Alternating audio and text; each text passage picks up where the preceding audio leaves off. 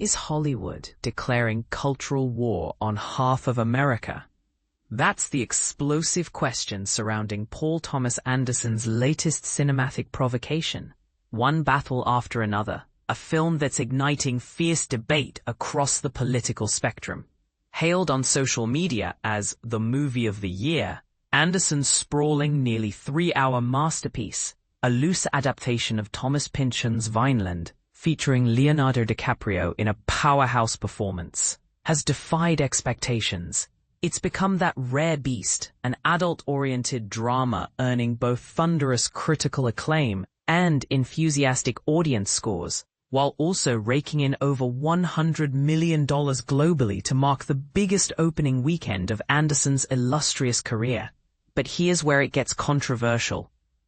Given its intensely political narrative, following a disillusioned former revolutionary, DiCaprio, desperately trying to rescue his daughter, Chase Infinity, from the clutches of a white nationalist military officer, Sean Penn, the relative silence from the right-wing commentary machine initially seemed surprising.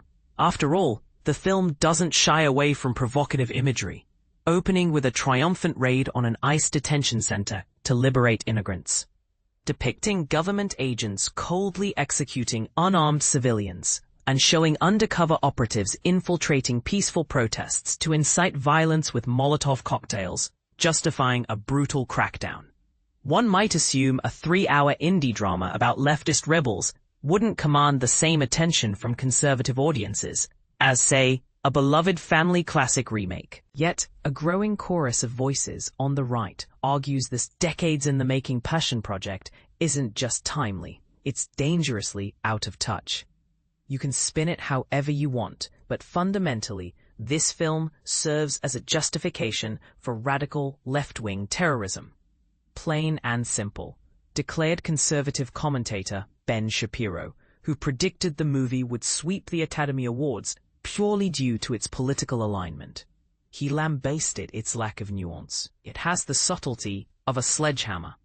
The core premise is essentially a conspiracy theory suggesting the United States is controlled by white supremacist Christian nationalists and that only people of color, along with a few well-meaning but ineffectual allies like DiCaprio's character, can challenge this entire system. And this challenge, the film implies, must come at the expense of family, friendship, basic decency, and even the fundamental human drive for success. In other words, it's portrayed as nobler to be a total failure who wastes your life setting off random bombs to free illegal immigrants to pour unchecked across the border than to be a contributing member of society. David Marcus, writing for Fox News under the headline branding the film an ill-timed apologia for left-wing violence, argued its premise requires a dangerous delusion. For this movie to hold any water, you'd have to accept that the United States, right here, right now, is a fascist dictatorship. That's not just a perilous falsehood. As recent events tragically demonstrate, it's a potentially deadly one. The whole picture left me feeling angry. But then I remembered the current administration is actively cracking down on Antifa, today's very real domestic terrorists. And perhaps this film will make for entertaining viewing once they're all behind bars.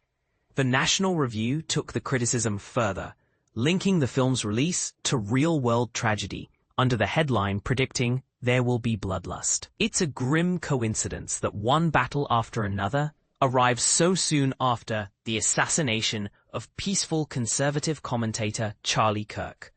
The film undeniably romanticizes political assassination.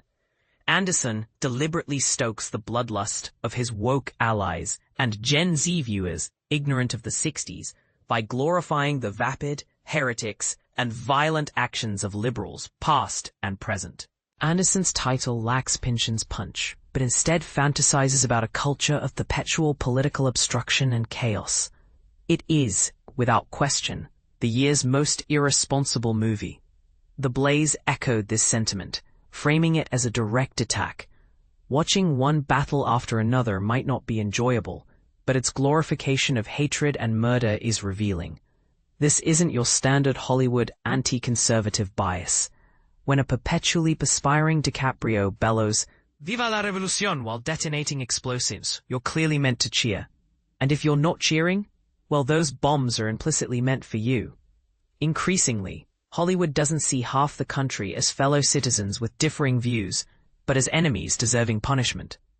Owning guns, supporting border security, voting differently, these aren't policy disagreements.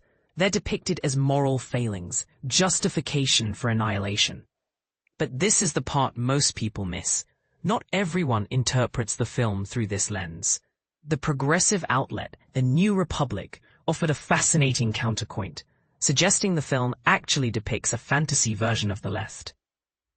The most implausible element is the very existence of a left-wing revolutionary group engaging in physical resistance, wrote David Klein. The rebels in Anderson's film resemble the Weather Underground far less than they do the right-wing fever dream of Antifa super soldiers.